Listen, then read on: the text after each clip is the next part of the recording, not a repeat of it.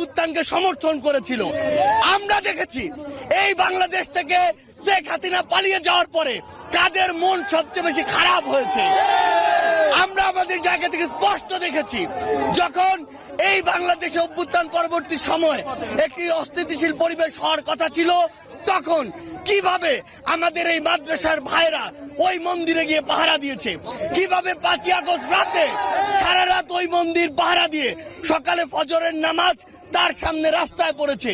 সেখানে এই সহানুভূতিকে কেউ যদি প্রশ্রয় হিসেবে দেখে, আমরা স্পষ্ট করে বলে দিতে চাই, শুধু অন্তর্বর্তীকালীন সরকার নয়, বৈষম্য বিরোধী ছাত্র আন্দোলন নয়, জাতীয় নাগরিক কমিটি নয়, পুরো বাংলাদেশ একসাথে এ সকল উগ্রপন্থীদেরকে প্রতিহত করবে।